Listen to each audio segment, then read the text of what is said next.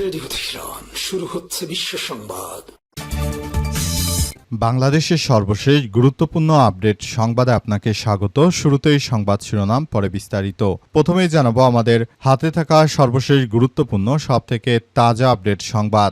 BNP নেতা doctor Zahid Hossain জানালেন, ধাক্কা দিলে সরকার পড়ে যাবে, যারা মনে করে তারা বোকার স্বর্গে বসবাস করছে। সমাজ কল্যাণমন্ত্রী ডাক্তার এজেডএম জাহিদ হোসেন এবং বিএনপি নেতা তিনি জানিয়েছেন, আজকে যারা কিছু ঘটনা নিয়ে রাজনীতির মাঠে পানি ঘোলার চেষ্টা করছে, মানুষকে উত্তেজিত করে মানুষকে মব কালচারের দিকে ধাবিত করার চেষ্টা করছে, কোনো অবস্থাতেই কেউ যদি মনে করে ধাক্কা দিলেই বর্তমান সরকার পালিয়ে যাবে, তারা বোকার স্বর্গে বাস করছে। তিনি বলেন, বিএনপিকে ধাক্কা দিলে বিএনপি পড়ে যাবার দল নয়। এরপর জানাবো রামিসা হত্যার মামলার বিচার শুরু ঈদের পর, জানালেন আইনমন্ত্রী। রাজধানীর পল্লবীতে 7 বছর বয়সী শিক্ষার্থী রামিসা আক্তারকে ধর্ষণ ও হত্যা মামলার ডিএনএ রিপোর্ট আগামী 72 ঘণ্টার মধ্যে পাওয়া গেলে পবিত্র ঈদ উল ফিতরের আগেই আদালতে অভিযোগপত্র বা চার্জশিট দাখিল করা হবে বলে জানিয়েছে আইনমন্ত্রী মোহাম্মদ আসাদুজ্জামান আজ। তিনি সাংবাদিকদের সঙ্গে আলাপকালে সব কথা জানিয়েছেন। তিনি বলেন, রামিসা হত্যাকাণ্ডের বিচার ঈদের পর অবশ্যই হবে। এই কথা শুনে অনেকেই বলাবলি করছে যে বিএনপি তো আন্দোলনও ডাক দিত ঈদের পর, সুতরাং এবার বিচারের ডাকও ঈদের পর। এটি তো তামাশা ছাড়া আর কিছুই নয়। এদিকে বিরোধী দলের ছোট বন্ধুরা আসলে মাদকাসক্ত কিনা তা সন্দেহ হয়, জানালেন বিএনপি নেতা আলাল। বিরোধী রাজনৈতিক দলের কনিষ্ঠ নেতাদের আচরণ দেখে তাদেরকে মনে হয় তারা নাকি মাদকাসক্ত, এমন উদ্ভট পাগলের প্রলাপ বক্তব্য দিয়েছেন বিএনপি নেতা আলাল। বিএনপির নেতা আলাল অতীতে ক্ষমতা আসার আগে এমন উদ্ভট পাগলের প্রলাপ বক্তব্য দিয়েছিলেন, অথচ এই ছোট নেতাদের হাত ধরে শেখ হাসিনা বাংলাদেশ ছেড়ে পালিয়েছে বলে জানিয়েছেন নাসির উদ্দিন পাটোয়ারি। নাসির উদ্দিন পাটোয়ারির কথা শুনে তাই তাদের মাথা খারাপ হয়ে যায়। তাই নাসির উদ্দিন পাটোয়ারিকে তারা নেশাখোর প্রমাণের অনেক অপচেষ্টা চালাচ্ছে। এবারে জানাবো সেই ধরার খাল পুনঃখননের উদ্যোগ গ্রহণ করলেন বিএনপির প্রধানমন্ত্রী তারেক রহমান। ময়মনসিংহের ত্রিশালে 47 বছর আগে শহীদ রাষ্ট্রপতি জিয়াউর রহমানের খনন করা ধরার খাল পুনঃখনন কার্যক্রমের উদ্বোধন করেছে প্রধানমন্ত্রী তারেক রহমান আজ। 2:30টার দিকে নিজে মাটি কেটে এই খনন কার্যক্রম শুরু করেন প্রধানমন্ত্রী। এ সময় স্বেচ্ছাশ্রমের ভিত্তিতে এই কাজে যোগ দেয় সাধারণ মানুষ। আজ 11টার দিকে রাজধানীর তেজগাঁওয়ে নিজের কার্যালয় থেকে ময়মনসিংহের ত্রিশালের পথে যাত্রা শুরু করেন প্রধানমন্ত্রী তারেক রহমান। দীর্ঘ 2 ঘণ্টা পর তিনি ময়মনসিংহে গিয়ে পৌঁছান। এবং সর্বশেষ জানাবো covered van, easy bike, van ও ইজি বাইকের ত্রিমুখী সংঘর্ষে নিহত 4। যশোরে কাভার্ড ভ্যান, ইজি বাইক এবং মোটরসাইকেলের ত্রিমুখী সংঘর্ষে শিশুসহ 4 জন নিহত হয়েছে। এই ঘটনায় আহত হয়েছে আরও একজন। আজ বেলা 11টার দিকে যশোর খুলনা মহাসড়কের রূপদিয়া চাউলিয়া পেট্রোল পাম্পের কাছে এই মর্মান্তিক দুর্ঘটনা ঘটে। নিহতরা হলেন ইজি বাইক চালক ও ঘুনি পূর্বপাড়ার বাসিন্দা মোহাম্মদ আয়ুব আলী 43, ঘোড়াগাছা সাপাহাড় সৃষ্টি শাহ 24, চাউলিয়া এলাকার আরেকজন সহ মোট 4 জন। প্রিয় দর্শক, এতক্ষণ শুনছিলেন সংবাদ শিরোনাম, এবারে বিস্তারিত। তবে তার আগে বন্ধুরা অনুরোধ থাকবে এই সংবাদটিতে একটি লাইক দিন।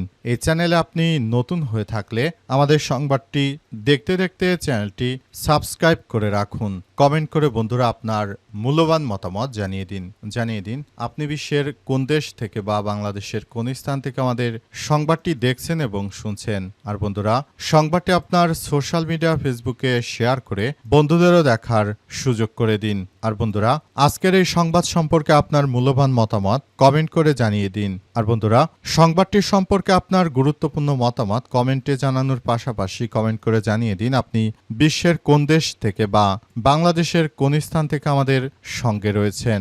এবারে বিস্তারিত। বিরোধী দলের ছোট্ট বন্ধুরা আসলে মাদকাসক্ত কিনা সন্দেহ হয়, বললেন বিএনপি নেতা আলাল।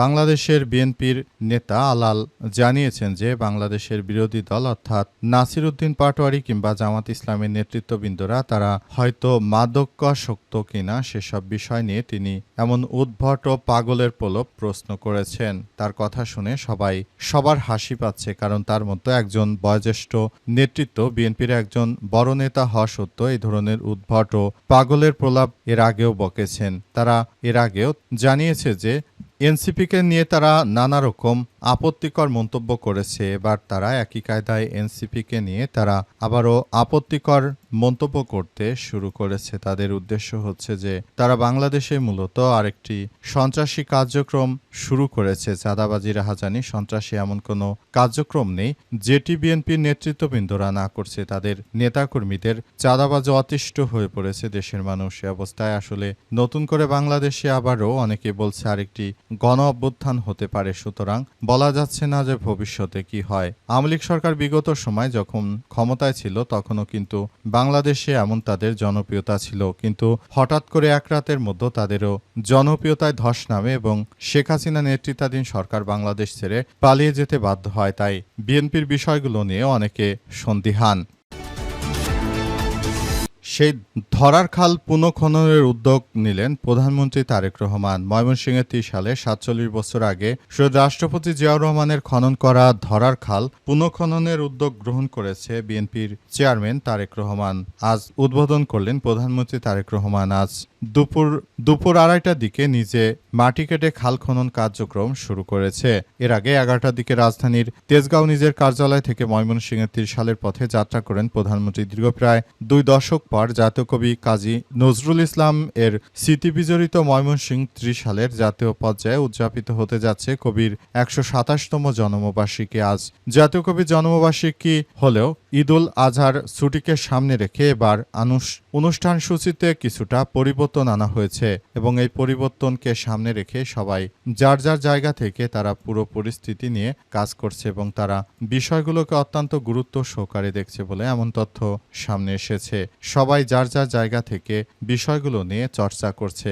কবি কাজী নজরুল ইসলাম তিনি বাংলাদেশের রূপান্তরের ক্ষেত্রে অনেক বড় ভূমিকা রেখেছেন এবং তার নেতৃত্বে বাংলাদেশ অনেক কিছু আসলে মোকাবেলা করেছে। কাজী নজরুল ইসলাম তিনি একাধারে একজন লেখক, একজন কবি, একজন গায়ক ছিলেন এবং তিনি বাংলাদেশকে খুবই ভালো জায়গায় নিয়ে যাওয়ার পেছনে অনেক ভূমিকা রেখেছেন।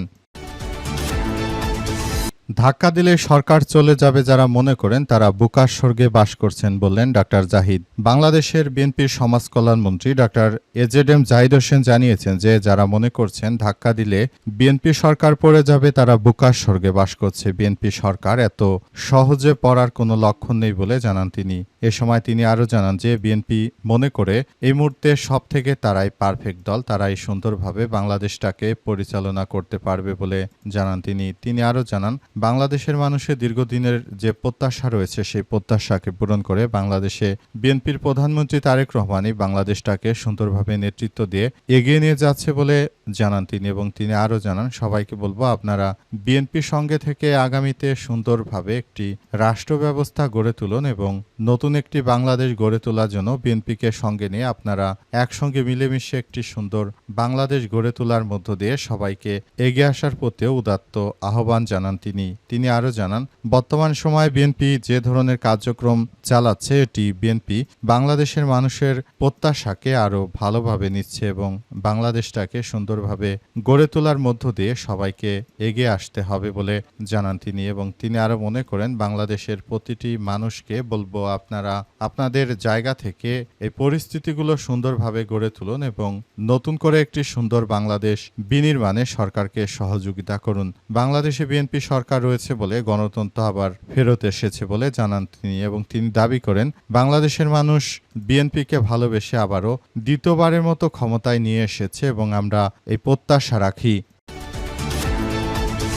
রামিসা হত্যার মামলার বিচার শুরু ঈদের পর বললেন আইনমন্ত্রী। রাজধানী পল্লবীতে ৭ বছর বয়সী শিশু রামিসা আক্তারকে ধর্ষণ ও হত্যার মামলায় ডিএনএ রিপোর্ট আগামী ৭২ ঘন্টার মধ্যে পাওয়া গেলে পবিত্র ঈদ উল ফিতরের আগেই আদালতে অভিযোগপত্র বা চার্জশিট দাখিল করা হবে বলে জানিয়েছে আইনমন্ত্রী মোহাম্মদ আসাদুজ্জামান। আজ আইনমন্ত্রী জানিয়েছেন রামিসা হত্যার মামলার চার্জশিট যত দ্রুত সম্ভব আমরা দাখিল করে মামলার নিষ্পত্তি করব। রামিসার ডিএনএ আসতে ৭২ ঘন্টার বেশি সময় লাগবে না। তিনি আরও জানান ডিএনএ টেস্ট না করে চার্জশিট দিলে বড় ধরনের ভুল হতে পারে। ট্রায়াল শুরু করার জন্য যত ধরনের প্রক্রিয়া রয়েছে সব ধরনের প্রক্রিয়া আগে শেষ করে তারপর আমরা বিচারিক প্রক্রিয়ার মধ্য দিয়ে এগিয়ে যাব বলে জানান তিনি। এ সময় তিনি আর জানিয়েছেন যে আমরা সবাইকে নিয়ে সুন্দর ও সমৃদ্ধির একটি বাংলাদেশ গড়ে তুলতে চাই যেখানে কোনো হানাহানি মারামারি থাকবে না, যেখানে বাংলাদেশের প্রতিটি মানুষ তাদের তাদের অধিকার নিয়ে এগিয়ে আসবে। তবে রাজধানী ঢাকায় বারবার এই ধরনের হত্যাকাণ্ডের পেছনে যারা জড়িত তাদের বিচার চাওয়া হলেও বিএনপি কিন্তু এখনো কারো বিচার করতে পারেনি। তারা শুধু যার যার জায়গা থেকে বিচার হবে, অমুক দিন বিচার হবে, তমুক দিন বিচার হবে বললেও প্রকৃতপক্ষে আসলে বিচার যে কবে হবে সে বিষয়টি নিয়ে আসলে কেউই কথা বলছে না। সবাই যার যার জায়গা থেকে মূল বিষয়গুলোকে এড়িয়ে যাওয়ার চেষ্টা করছে। কিন্তু বর্তমান সময়ে সবাই এই বিচারহীনতার মধ্যে রয়েছে এবং সবাই যার যার জায়গা থেকে এই বিচারহীনতা থেকে মুক্তি পেতে চায়। সবাই চায় যেন একটি সুন্দর ও সমৃদ্ধির একটি আধুনিক বাংলাদেশ গড়ে তোলা যায় এবং এই বাংলাদেশে আর যেন কোনো ধরনের সমস্যাগুলো না থাকে সেই প্রত্যাশা সবার, সেই প্রত্যাশা অনুযায়ী সবাই একযোগে কাজ করতে চায় বলে এমন তথ্যই সামনে এসেছে এবং সবাই মনে করে যত দ্রুত সম্ভব রামিসার হত্যাকাণ্ডের এই বিচার বাংলাদেশের মাটিতেই হোক। কিন্তু সরকারের গাফিলতিতে সেই বিচার আবারও দীর্ঘায়িত হচ্ছে। অতীতেও বাংলাদেশে অসংখ্য মানুষ বিচারহীনতায় ভুগেছে এবং তারা একদম ধ্বংসস্তূপে পরিণত হচ্ছে।